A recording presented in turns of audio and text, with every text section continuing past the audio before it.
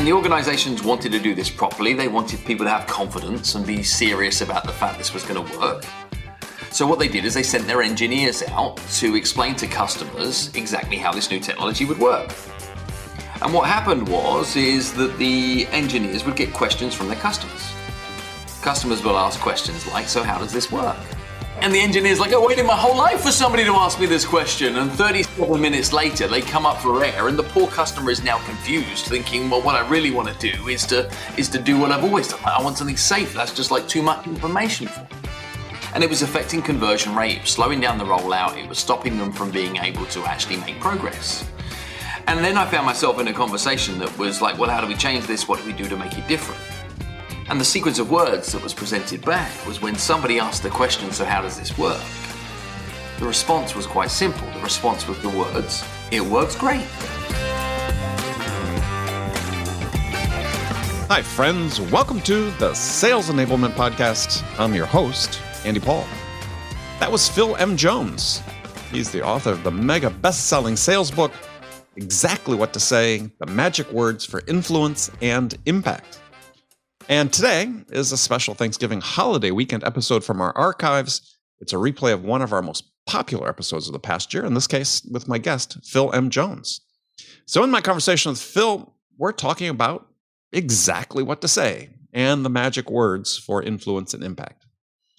Personally, I really like Phil's book. He provides incredibly simple but effective takeaways about simple phrases that any seller can incorporate into their day-to-day selling that open the doors to in-depth conversations with buyers and that help you understand and effectively answer objections and words that thoughtfully challenge a buyer's perspective and more. So we also dive into some of the examples of magic words from Phil's books, including one of my favorites that you can use to help your buyers visualize what success would look like for them. So all of this and much, much more. But before we get to Phil, I want to remind you to subscribe to this podcast wherever you listen to it. And if you subscribe, we'd certainly appreciate it if you could leave us a review, give us your feedback about how we're doing. So thank you. All right, let's jump into it. Phil, welcome to the show. It's good to be here, Andy. Thank you for having me. It's a pleasure to have you here. As I mentioned in the intro, you're the author of what I consider a really excellent book titled Exactly What to Say, The Magic Words for Influence and Impact. And I think one of the reasons I was taken with the book is it aligns with so much of what I believe about sales is about what are the simple things you can do, the easy things you can do that have sort of an outsized impact. You bet.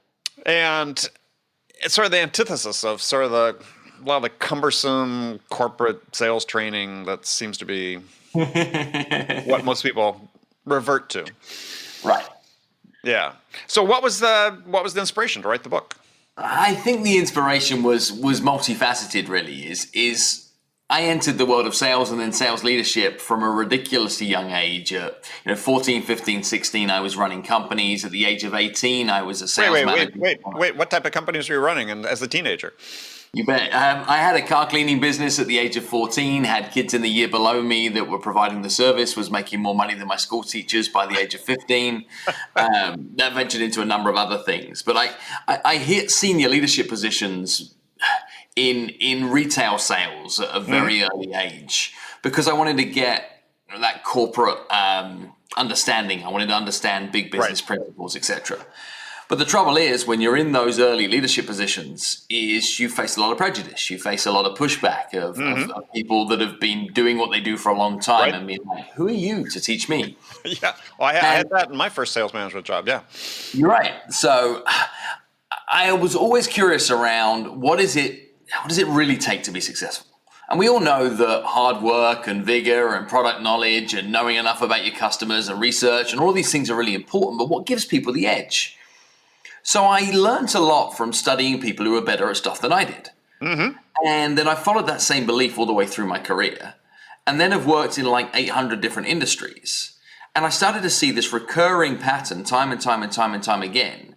The difference between those that did good and those that did great is the ones that were doing great always knew that their words mattered. They knew that the worst time to think about the thing they were going to say is in the moment they were saying it. They didn't focus on being scripted or following somebody else's script. What they did is they built conversational tracks. They built triggers. They built little frameworks that would help them in the recurring scenarios they could find day in, day out. Right. And then I started to see patterns in that. So I'd always been like really, really fascinated about word choices. And what then happened is the writing of the book was almost an accident. So first things first is in the variety of my trainings from me starting my sales training business, I'd always sprinkle in what I would call some magic words. People liked it. It was like the 3% of the big training program, but it was always the takeaway. It was the thing people would talk about in the bar afterwards. Absolutely. And it's the thing people would ping me a note on like 6 months afterwards on a LinkedIn message. And they're like, hey, I've been using that and it works. I thought, it's cool. And then what happened is I found myself in a mastermind program with some other speaker friends of mine. And they said to me about how hard it was to write a book. And bear in mind, we were talking 2010, 2011 at the time. And not so much to write it, but to get it published. And I'd had some exposure towards some of the self-publishing platforms and things that could be used. And I said, it's not that hard. You could turn a book around in like 2 weeks. And then my big mouth got me into trouble in the same mastermind, right? They're like, well, prove it then, Jones. Yeah, write your book in 2 weeks, right. So I did. What I did is I took a training program that I delivered just the week prior called Magic Words, and it was the 17 words for influence and impact. It was a short training with a PDF accompaniment to support non-sales people who are in customer service and telemarketing roles. And I turned it into a book, and it was like not a real book. It was more like a pamphlet. But I still published it through the right programming, and it did pretty darn well. Yeah. Like it did really well. But it wasn't all that good. Like I turned it out quickly. But it became my lead capture, my giveaway piece. It became something that would accompany trainings. And then 2017, I went through my geographic move from the UK to the US. And I'm like, I got to do something new. I'm going to release a new book. And then I went through the process of all the new books that I thought about writing, and then I realized that, hang on, I got a greatest hits that's never been treated as a greatest hits. So I went back and I rewrote Magic Words properly, and I renamed it Exactly What to Say. Yeah. And that's what got us to 2017, and I think the fuel behind it is people want the easy button. Yes, they want to understand that there are deep-rooted principles. This is coming from a position of authenticity, but hey, like, show me like something that works, and then I'll learn how it works or why it works. Right. But I want to know it works before I do the work before the work. And I think that's why this resonates so much, because there's instant application. There's like, I could have used that yesterday. I can use it this afternoon, and I can definitely use it tomorrow. Yeah, and I absolutely, for people who haven't read the book, I urge them to go out and buy it and read it. Yeah, I mean, I have to admit, I went through the first time probably in 30 minutes. Right. It's a quick book. I mean, I sat down, I budgeted like 2 to 3 hours to read it because I read all my guests' book I read when they come on the show. And I walk out of my office after half an hour, and my wife goes, I thought you were reading a book. I said, done it. I said, I love this book. I went through it in half an hour. This is the way books should be. So, well, you know the importance of knowing your audience. Yeah. I don't know many sales professionals that enjoy spending 8 hours with their head between pages. Well, yeah, and then you've got the publishers oftentimes that insist, this, like my second book, the publisher came back after we had signed the contract, said, look, we need another 20,000 words because this just isn't long enough. And it's like, what are you talking about? Well, there are very few clients that wish for a longer sales presentation, right? Oh, yeah, absolutely. Absolutely. So yeah, I want to go through some of the magic words, but I want to start at the back of the book, and because that was one of my favorites, is the story about your friend Roger, being asked to explain how technology worked. So tell us that story, because I love it. This is to me one of the great parts of the book, and it's a problem that sellers, especially in tech, run into time and time and time again. So tell us the story. There's a principle I have that is that anybody looking to buy anything needs to know enough information to make a decision. And that word enough can mean different things to different people. The story you refer to in the book was where this became glaringly obvious to me for the very first time in my professional career. And I was having a conversation with a friend and client of mine at the time called Roger, who was like so deeply involved in the telecommunications industry. he was in the room when the first text message was invented and then put out in the UK. Like, that's how deep rooted he was in it. And we were having a conversation about the rollout of VoIP technology. Right. And this was when VoIP technology was new to independent businesses, and organizations were trying to introduce it to small businesses and say, hey, you don't need those analog phone lines anymore. You need VoIP. And the organizations wanted to do this properly. They wanted people to have confidence and be serious about the fact this was going to work. So what they did is they sent their engineers out to explain to customers exactly how this new technology would work. And what happened is that the engineers would get questions from their customers. Customers will ask questions like, so how does this work? Right? And the engineer's like, I waited my whole life for somebody to ask me this question. Right. And 37 minutes later, they come up for air, and the poor customer is now confused, thinking, well, what I really want to do is to do what I've always done. Like, I want something safe. That's just like too much information for me. And it was affecting conversion rate, it was slowing down the rollout, it was stopping them from being able to actually make progress. And then I found myself in a conversation that was like, well, how do we change this? What do we do to make it different? And the sequence of words that was presented back was when somebody asked the question, so how does this work? The response was quite simple. The response was the words, it works great. It works great. And 9 customers out of 10 are like, well, I'm good with great. Great is good. And the conversation could move forward to implementation, to application, to getting the job done. Yet 1 in 10 would want to be like, well, tell me some more. I mean, But this it was just sped up the process.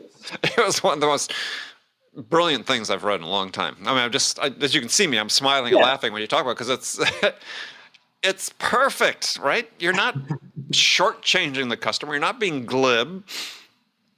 You're giving them basically what they want to hear at that point, especially if they're talking to a salesperson, is, yeah, it works great.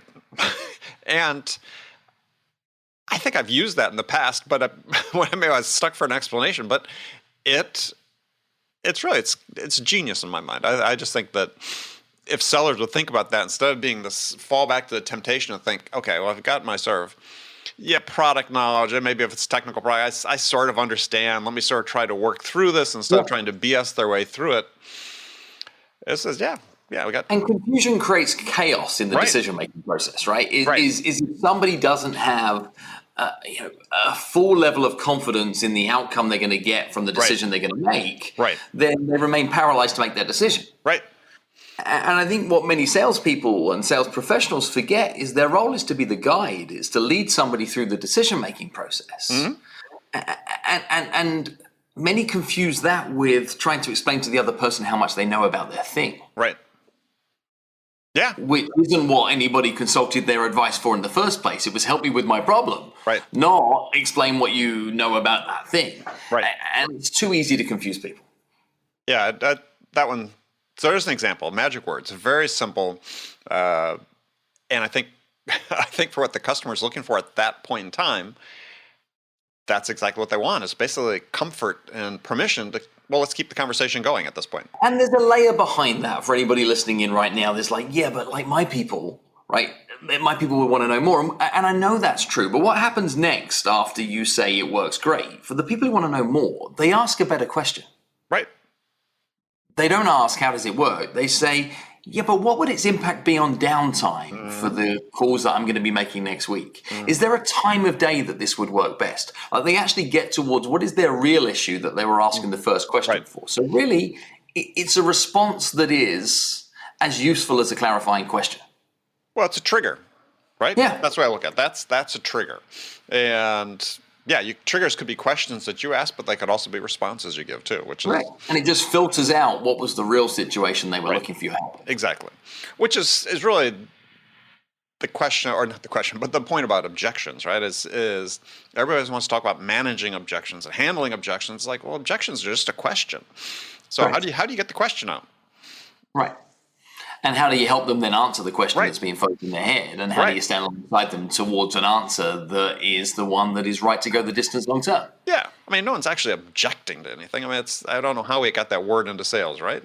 Here's our price. Yeah, I object to that price. It's like, no, you don't. You might not like it. Is it really worth it? Yeah. You find that pricing objectionable? I don't think so. Yeah. All right. Another favorite of mine was your how open-minded phrase. So Tell us about that, because that's a very interesting one as well. Well, in the world of sales, we're often looking to present new ideas to people, whether it's choosing us as opposed to their incumbent supplier, whether it's buying more of the thing than they used to be able to buy, whether it's introducing a new product. Like we're looking to be able to create these invitations into their world that they haven't yet given permission for. It happens time and time again. And when we live in a world that is also fearful full of rejection, I put a lot of work into creating rejection-free opening formulas. So the question, how open-minded are you, is really based on a couple of things. One is, if I asked a room of 1,000 people who in this room would see themselves as open-minded, I know that at least 900 hands would raise. So I have a fact that the whole world likes to see themselves as open-minded. Yes. Because I'm pretty sure the other 100 hands wouldn't raise regardless of what I offered, even if it was like cake or $50 bills.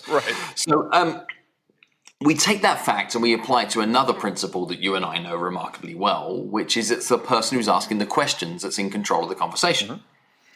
So if I wanted to insert an idea into somebody's head and have like 90-10 chances of them giving me a chance, giving me an opportunity, I could use the preface, how open-minded would you be to?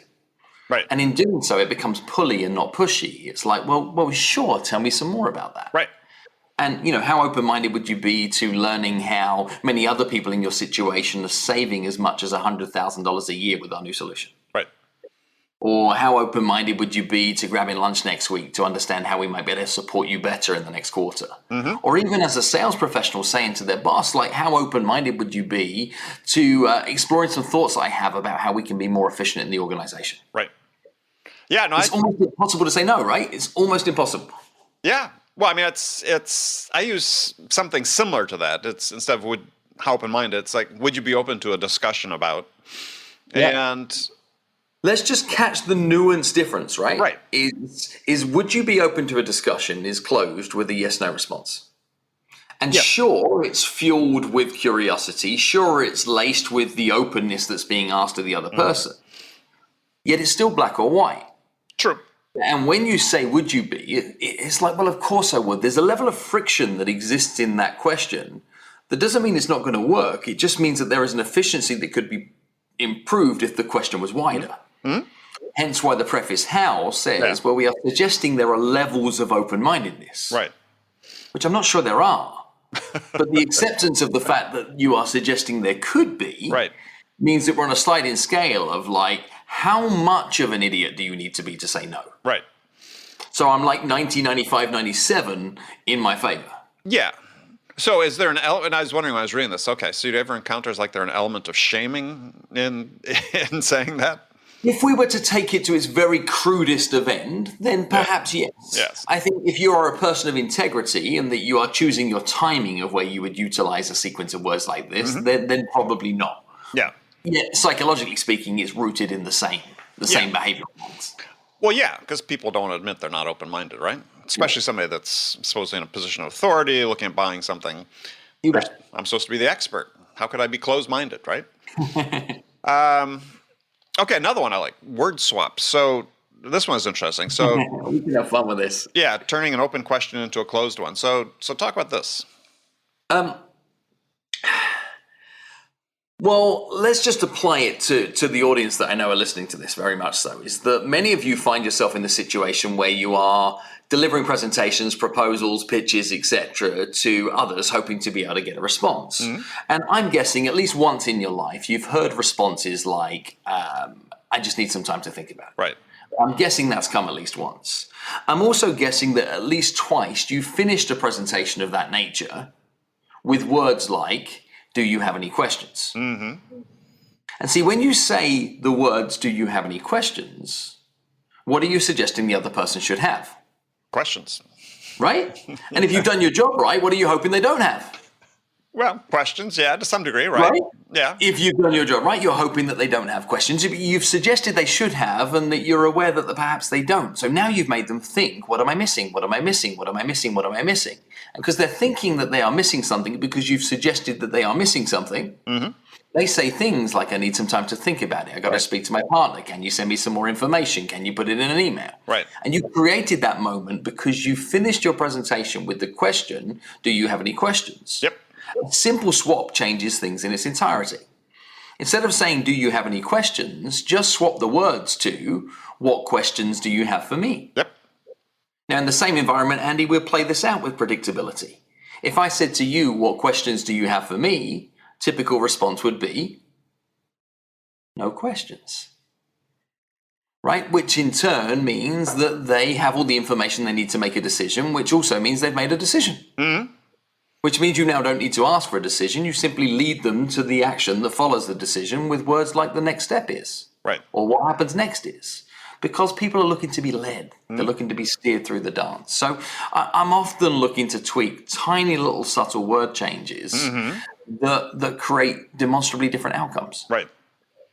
Yeah, well, I think that also there's an element there I find that sort of having to do with quantification, right? Mm-hmm. Yeah, if you're saying, just the example I use oftentimes, because I agree with you about the do you have versus, and I prefer the what questions, is like if someone's to ask you, so do you know any good restaurants around here? Yeah. As opposed to, so what are the one or two best restaurants around here? Yeah. You'll get an answer. If you ask, what are the good restaurants around here? They struggle. Yeah. Correct. It is quantified, right? Yeah. There was only one restaurant you could go to in New York City. What would the one be? It's more likely to get a response than do you know any good restaurants around here? Because people would say, well, like they're all good restaurants. There's loads of great restaurants. Right. I mean, you struggle to find a bad one, and you're like, well, that was useless. Yeah. Yeah. So that's why I think that's a great swap is that quantification issue, and think about that. Another one I like is just out of curiosity. I find myself saying that all the time. I don't know where I got that early in my career, but yeah, it's very effective. Sometimes difficult questions require permission. And you can ask just about anybody, just about anything, if there is a purpose for the ask. And sometimes you have to create the purpose before you make the ask. Yeah. I'll give you an example again that just leads towards maybe the objection we just talked about, that I need some time to think about it. You, I, and everybody else know listening doesn't mean they're going to do a SWOT analysis or 5-bar gates about whether they will or won't move forward, right? We know that. Right. It's a stall. I'm pushing it away for another day. Yep. And more often than not, when you hear that, what you are is frustrated. And that you want to be able to get some truth from people. You want to be able to say things like what is it? Just tell me what you want to think about. We don't say that because that's rude. Right. Yet you can say that if you preface it with a softener that gives you permission to be able to make rude, obnoxious questions. Mm-hmm. And that softener is a sequence of words like just out of curiosity. It gives you permission to make bold asks. So in that environment, you could say, just out of curiosity, what is it specifically you need some time to think about? And then you could zip it. Mm-hmm. Now, I don't say zip it. What I'm saying is like shut your mouth for a second. Right. Or we could turn it up a little further, right? We could say, just out of curiosity, what is it that would need to happen for you to make a decision over something like this? Right. And now we create these awkward pauses that they allow the other person to fill it with truth, that you can then navigate your next move based on that truth. Sometimes you find things like, well, when we started this inquiry, we were given a budget for redevelopment, and I found out yesterday we got nothing. Mm-hmm. I found out it's gone. So I'm really sorry to have wasted your time. And you're back into a position that you could craft the next move in a comfortable way. Mm-hmm. But sometimes you find out, you ask big, brave questions like that, and they say, you know what, you're right. There isn't really any more to think about. Let's just do this. Mm-hmm. Well, yeah, in either direction, right? I mean, to the one example, we lost budget. It's like, yeah, hey, I'll be back in a few months. We'll talk again, right? And now you can have that transparent good information to have. Yeah. Instead of you thinking it was you, or they don't like your product, or they don't like your offer, it's like you get to the truth of just not right now, and here's why. And now it's like same side again. Yeah. Well, and I think the thing that's important for people to keep in mind when you hear these things is, this is not manipulative. This is just asking people the right questions in the right way. And I find it hilarious, Andy, right? I have some 1-star reviews about my book, right? We've sold almost 1 million copies. Mm-hmm. We've got, every contrast of different levels of perception as to whether this was genius or whether it's the worst thing ever. And one thing I've learned from reading the 1-star reviews is it tells me a lot about the mindset of the individual. And it makes me think about the difference between persuasion and manipulation. It makes me think about that real hard. Mm. And I think I've understood what the difference is. The difference between persuasion or influence and manipulation is merely integrity. Now, some of the tools to get to either one of those directions could be the same tools, Sure. but what you use them for depends on who you are as an individual. Right. I've studied enough about your work to know that you care about the consequences of every sale that happens. To the point that the promise that was made at the point of the transaction should be something that goes on to deliver to at least what was promised, perhaps even more than. That's how relationships are built, and that's where future business comes from. So if you're going to use tools like this to win the short game and to try and put a fast buck in your pocket, then that is manipulative. If you're going to use tools like this to help people to make smart decisions that go on to be able to be mutually beneficial for both, then those people end up saying thank you for it in the long run. And that's the group of people I'm talking to, or assuming that I'm always talking to. Yeah. Well, I mean, so I think one of the primary roles of a seller is to be able to help the buyer understand the problem they're trying to solve. You bet. And I think, see, I think persuasion and influence, the way it's practiced in sales, are two opposite camps. And so I separate. I could see where you're going with that too. Yep. So for me, it's what you're trying to do is you're trying to influence the choices and the trade-offs that the buyers make that help them arrive at a decision. Whereas if you're sort of persuasion-based, you assume there's only one outcome, which is to buy your product. And you just focus on that. And that's sort of like that's like a blunt hammer, right? And so I think we're on the same page on that. Yeah, and so I agree. And so I think these magic words, these phrases and so on, possibly could be used for manipulative purposes. But they're really there. They're just out of curiosity. Would you be open-minded? Are you open to learning more about what it is you're trying to accomplish? They're also tools to keep you in the conversation. Yeah. Tools to keep the conversation going. Right. One thing I found fascinating about the world of sales is this desire that people want to keep running everything towards the close. Like the close is this finite finish line that happens once and then the fanfare comes. Whereas my approach is like, how do you stay in the never-ending story? How do you make this never finish? And if it's a no, not right now, and you know why, and you know where your next move might be, and when that next move might be able to play out, or you understand how that relationship might influence some other future beneficial outcome. And if it's somebody who says yes, and that piece of business gets agreed, like where are the next checkpoints? Where can this be developed towards? Like it is a never-ending story. Yet so many corporations want it to be a race to a finish line. And the trouble with that race to the finish line is then the experience stops. The relationship stops. And sometimes the employee is now moved on to their next thing in this world too. Increasingly. I mean, certainly in SaaS sales, I mean, we've gone into very specialized sales roles, which, there's now, after sort of doing this for 15 years, people are now coming back around saying, well, is this really the right way to do it? Because to your point exactly is we create these friction points. So for handing off from an SDR to an AE.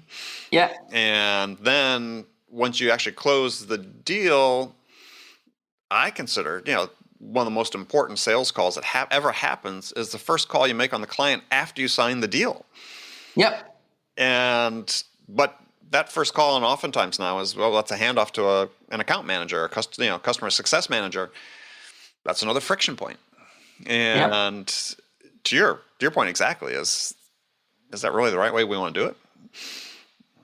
It depends on the outcome you're looking for. Yeah. And if it's about short-term goals and profitability in the quarter, then maybe yes. If it's about going the distance long-term and building lasting relationships that grow, then perhaps not so. Yeah, I mean, it's interesting because there's a lot more talk, even just in the last month on LinkedIn. And this is whether it's a groundswell or who knows, but it's more and more conversation about, we need to bring back the full life cycle seller. Mm-hmm. And we've sort of gotten. I do believe that we certainly need some more airtime for that, because what's happened in the last decade, 15 years is there's been this huge growth and sprint. What we now are is at a point where there is a huge amount of saturation and there is confusion again amongst the consumer. And the confusion means that they need experts and they need confidence and they need people that they can trust. And it's hard to actually win trust instantaneously in a crowded market. Like you earn trust over a series of periods of time. Well, I'm laughing because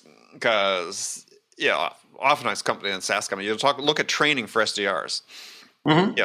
your job, you're going to build trust on this cold call. It's like, you're not going to build trust on this cold call. I mean, the expectation is false that we'd put on you that you would build trust. It's not your failing as an individual. This just doesn't happen. I've been asked that question on numerous occasions by large SaaS companies saying, can you produce a 60-minute virtual training that we can plug into our internal protocols to train all our new hires so they know exactly what to say in order to be able to win trust from consumers in a first-time phone call?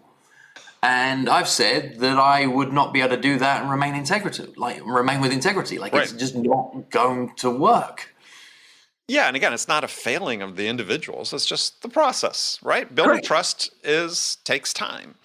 Well, you're not going to get married on a first date, right? That's highly unlikely to happen. I'm not saying it can't. It's just highly unlikely. That wouldn't be let me teach you the formula to get married on date one. Right. Yeah. We wouldn't get many success stories out of that. Right. But I mean, this sort of so interesting. I'm curious on your take on this, because there was a guy who published a post on LinkedIn this week, and he's been on my show, and we've gone head to head this because I think he's just crazy and misleading people, he says relationships are no longer important in sales. And the question I have for you is, where is his bias? Well, I think his two things. One is, clearly to this person, relationship only means friendship. And if that's the case, I would tell him, as I told him, I said, I've been in sales 40 plus years, sold hundreds of millions of dollars of large stuff around the world. I was never friends with my buyers. Friendly. Yeah. They weren't my friends. I mean, they weren't sitting by the phone waiting for me to call and have a conversation. But we had a relationship. And, a relationship is just defined as the way two or more things are connected. Two more things or people are connected. So by virtue of selling to someone, you're connected. The relationship is important. The only time where having a relationship in the world of sales is not entirely important is when the relationship between the customer base is so tight that the trust exists there, that's what creates the safety in numbers for people to have trust within the product offering. Sure. And an example of that may well be with many user-based software platforms. For example, I use a product called Ecamm Live to do a number of virtual presentations and pieces. Yeah, I've used it. Yep. I don't have a relationship with anybody at Ecamm Live, but I am part of communities of other like-minded people like me that like Ecamm Live. So my relationship with the product and the organization is with this community of customers. And I think people lose sight of the fact that just because the relationship building responsibility now exists with somebody else doesn't mean that building relationships isn't important. Right. In his case, though, we were talking specifically about where a seller is involved, right? Because Ecamm Live, you just buy online and you don't need to interact with the seller at all. Sure. But I mean, we're seeing this in medical device, right? It is in, I do a lot of work within the hearing care profession. I do a lot of work with the major manufacturers. They've had field sales representatives for quite a significant period of time. Yep. They've been paid at a high level. They've huge autonomy over their role. They've had the responsibility of lunches and dinners and remembering birthdays and building relationships and taking care of people and helping solve the little problems that come up on the way. They've been very much that front face, my guy, my girl, of taking care of things. And you're seeing things happen in this direction where major healthcare manufacturers are saying things like, we're going to shoot a lower caliber of person with a lower price point, that we're going to have somebody who can update Salesforce with a high level of integrity and provide transparency that way. And then I have the ability to be able to speak to the customers. And the customers are like, I really miss my rep. Mm-hmm. And now what you're starting to see happen in these environments is when that rep relationship piece disappears, loyalty gets questioned. Yep.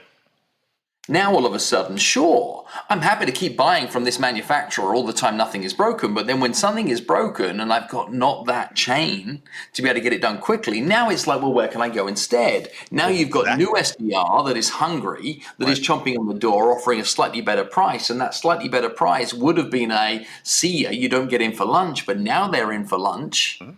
And now they're like, well, I got no reason to stay. And that's where the relationship piece I kicks agree. in.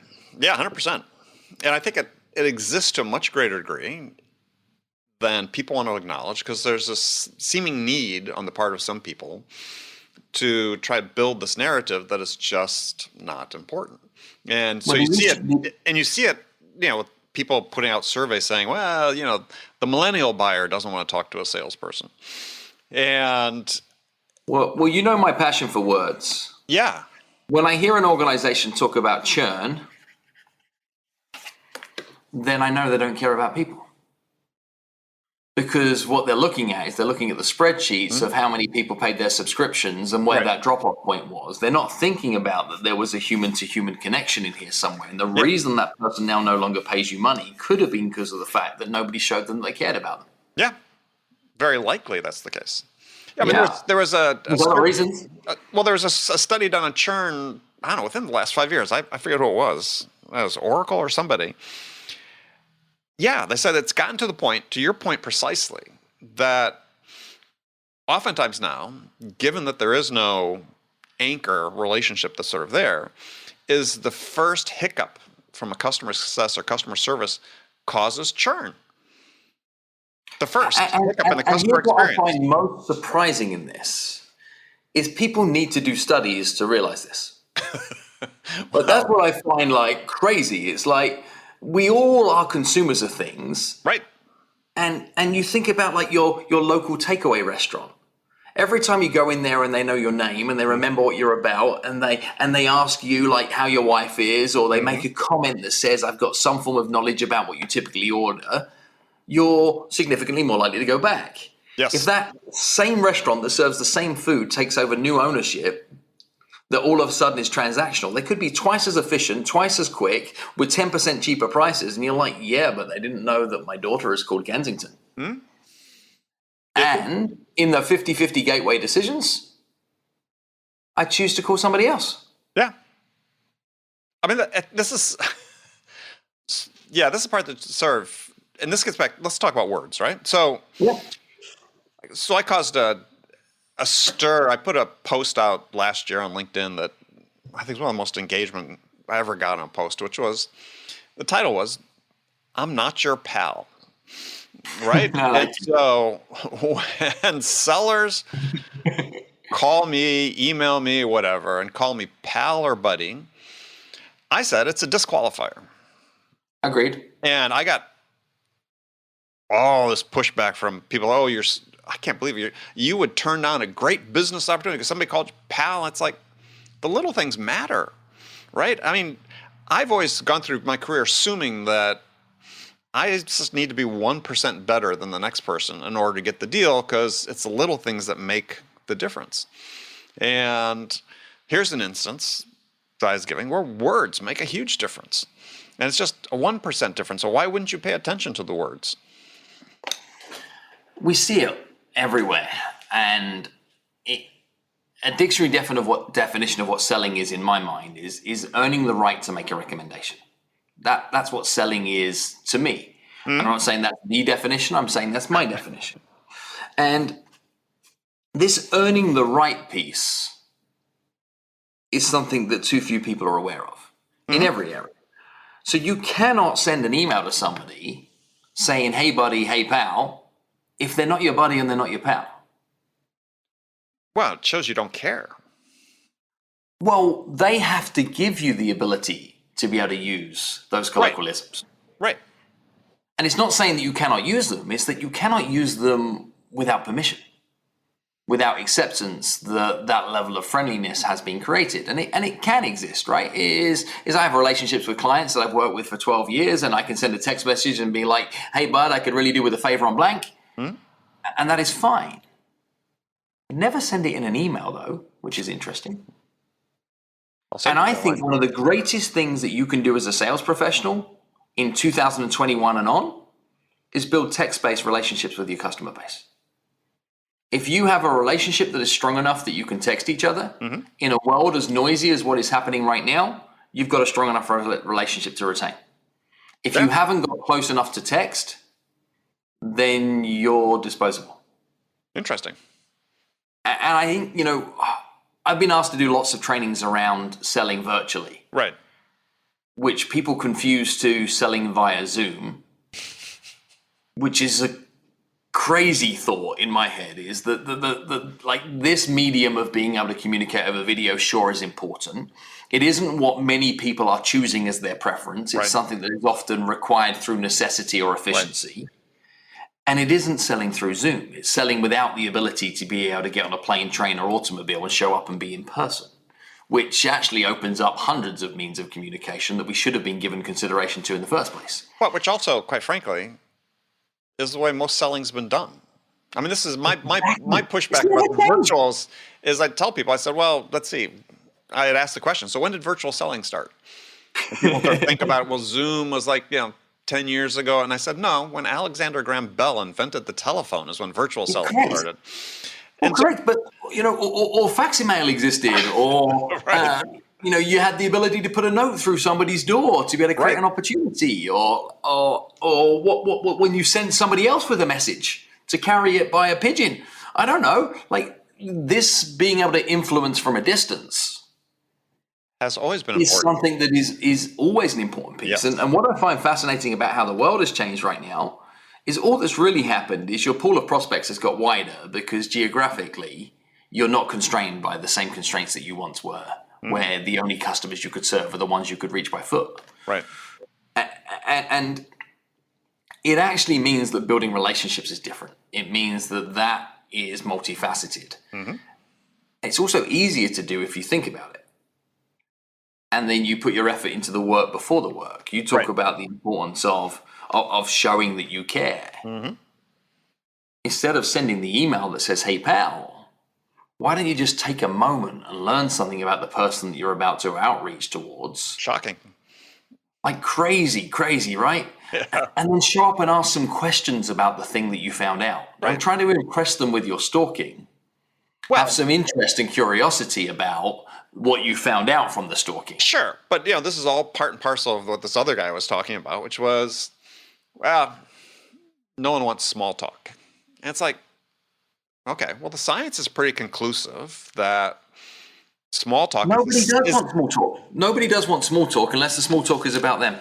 Exactly. That's exactly right. I mean, John Steinbeck, a famous American author, there's this quote that I use all the time, which says, the only story someone is interested in hearing is a story about them. Yep. My friend Clint Pulver's just written a beautiful book called I Love It Here, and it's about employee retention. Mm-hmm. And it's about why people go on to be able to proclaim things like when asked about what they think about their place of work, they say things like, I love it here. Right. And there's a point, I interviewed him recently, and he said what every employee is thinking when there are interviews or when they're in a review or they're being asked to increase their performance is let me know about the part when it gets to be about me. Mm-hmm. And every customer's the same, and every human being on the planet is the same. It's like, hang on, I'm the center of my universe. Mm-hmm. So make it about me. And it doesn't mean that building rapport is small talk. It means building rapport is having enough empathy about what's important to the other person to then be able to show up in their world. It's like for me, building rapport is understanding that please don't phone me without permission. Mm-hmm. Because chances are I'm doing something else. Therefore, chances are you interrupted me, and then all of a sudden we're on the back foot to start with. If you know me well enough to text me before you call, we're probably going to have a better phone call for both of us. And that would be an example of somebody having a good enough relationship. That if somebody knew they could text me, we'd be more likely to do business together than somebody cold calling me 20 times. It doesn't mean I didn't want a conversation on the phone. Mm-hmm. It meant I didn't want an unannounced conversation on the phone. Oh, I love that perspective. That's really good.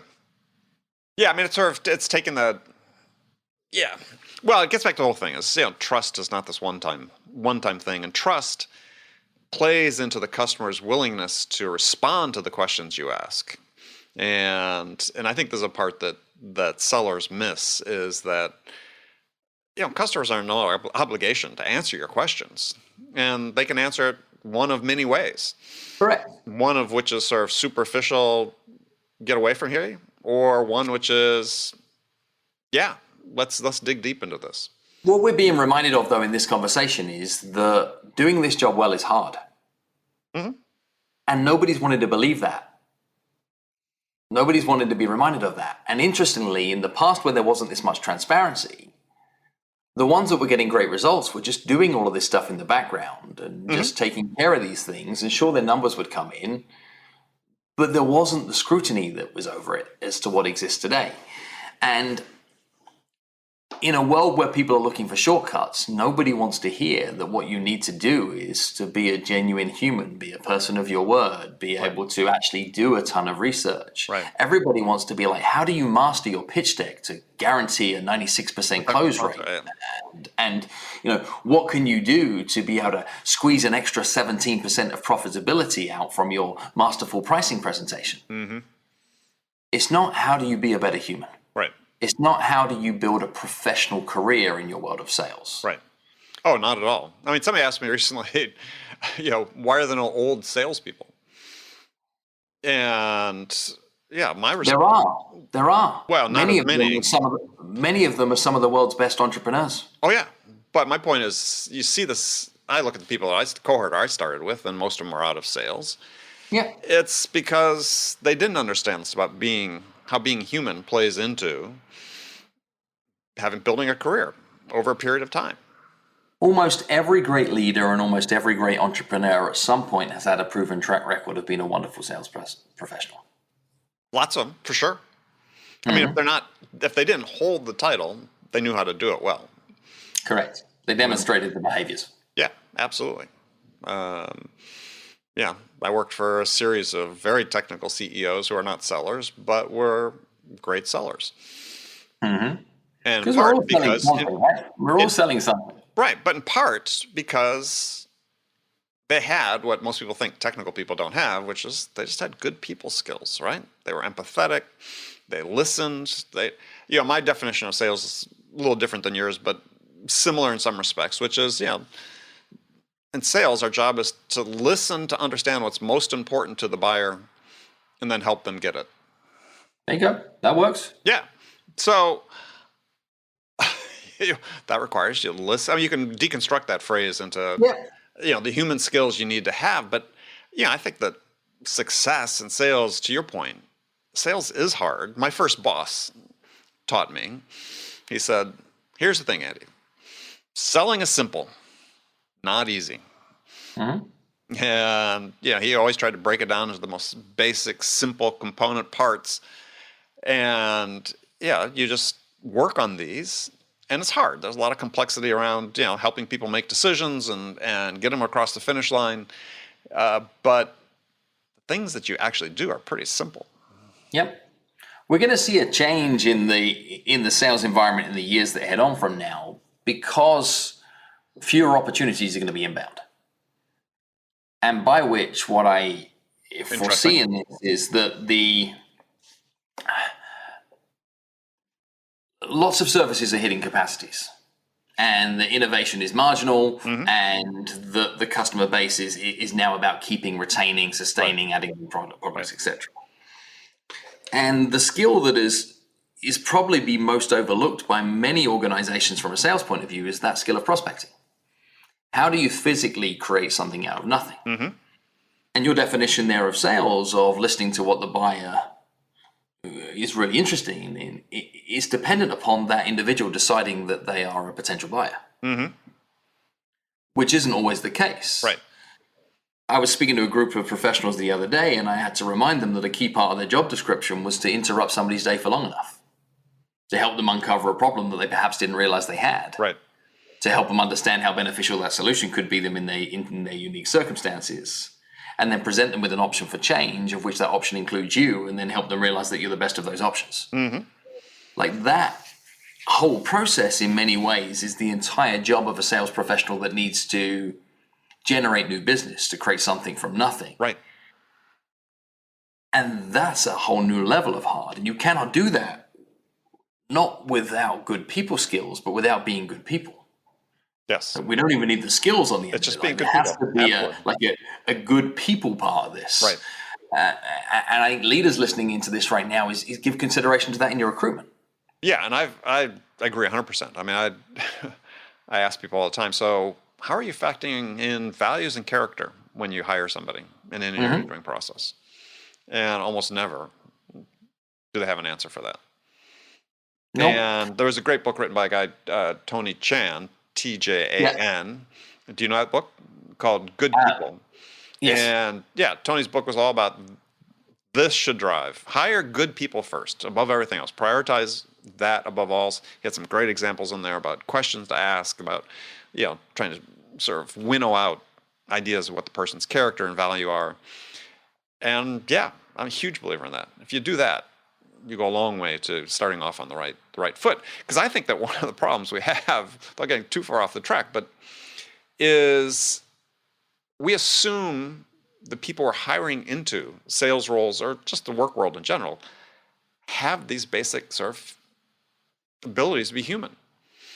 And I think that what we should be doing, like when we onboard new salespeople, is let's spend a while first to train the person, and then we'll train the seller.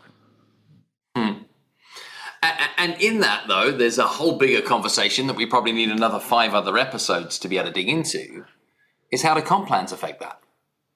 Oh, yeah? Because I haven't read many comp plans, and I use the word read comp plans on purpose, that encourage the type of behaviors that are necessary to drive retention and long-term customer satisfaction. I agree. And it's a consideration for organizations that move from hyper-growth mode to saying, how do we stabilize, retain, build a long-standing 50-year brand? Is the time to say, well, hang on, is our comp plan supportive of the fact that we're going to create an environment for employees and customers that want to live around here a lot longer? Yeah, bigger discussion, because and we've had some of those on the show about, okay, has quota outlived its usefulness? Has quota as a trigger for compensation outlived its usefulness? And yeah, I think it has, for the reasons you talk about, in part, because it encourages behaviors that aren't in the best interest of the company or the customer. But we can't seem to get away from it. And there is another way of looking at it, though. Sure. And sometimes it is just raising the floor as opposed to the ceiling. Is using tools like quotas to say there is a minimum performance standard here that allows you to be able to, quote unquote, do your job. But everything up from that is in addition, right? Like, this is what is to be celebrated or rewarded, or what else is to be celebrated or rewarded in terms of behaviors or outcomes or new metrics or new KPIs. Right. And it's not change for change's sake. I think some of this is just going back to what has always worked. Yeah. Well, certainly some of it requires willingness on the part of leadership to actually change the culture. Yeah, I was telling somebody yesterday in a meeting I had is I worked for this one CEO for, I don't know, better part of 4 years. We didn't have quotas or a comp plan. And I never made more money, at the top to that point in my sales career. I mean, we were doing well, and I never really knew exactly how much I was getting paid, but it was always great, and it was a great environment, and I loved working there, and to your friend's book. And so there's this trust, right, that existed. But you knew you were going to make enough. And I knew I'd be treated fairly. Yeah, but you also knew you'd make enough. You knew that your rent was paid, your mortgage was paid, that you could cover your bills in the way that you needed to. So there wasn't this fear driving through you that says, if I don't, I will die. No. Which is that safety from the floor up thing, right? Is just having enough confidence that you can do your job, and regardless of what circumstances present you with, that you're okay. And lots of sales roles drive this culture of fear. Oh, well, that comes from the managers themselves, right? Mm-hmm. I mean, they're fearful. And I think this is one of the reasons we're sort of in this environment we are, at least certainly in some of the tech spaces, is that managers are driving so hard on the KPIs and the metrics because they're afraid of doing anything that will perturb their own metrics and KPIs, and take a risk and try to do something different. And so we're a big conversation in that stuff. Yeah. So, all right, we'll leave that to the next time, and we'll definitely do that. Yeah. So, Phil, it's been a pleasure to have you on the show. So if people want to connect with you, what's the best way to do that? You can find me wherever you're looking, pretty much, if you use my middle initial. So if you go into a search engine and hit Phil space M space Jones, you'll find me in a variety of places online. What I would say is that if there are questions that have come out of today, or there are things that you've implemented that you want to follow up on, come reach out on LinkedIn, come find me on Instagram, and I'd love to continue the conversation with anybody that's listened to the show, and let me know where you first heard about me, and reference Andy's name, and then I can thank him for his brilliance too. All right. Well, Phil, thank you very much. And we'll look forward to doing this again. Thank you. Okay, friends, that's it for this episode. First of all, I want to thank you for taking the time to listen. As always, I'm so grateful for your support of this show. And I want to thank my guest, Phil M. Jones, for sharing his insights with us today. If you enjoyed this episode, please subscribe to this podcast, Sales Enablement with Andy Paul, on iTunes, Spotify, or wherever you listen to podcasts. And as always, thank you so much for investing your time with me today. Until next time, I'm your host, Andy Paul. Good selling, everyone.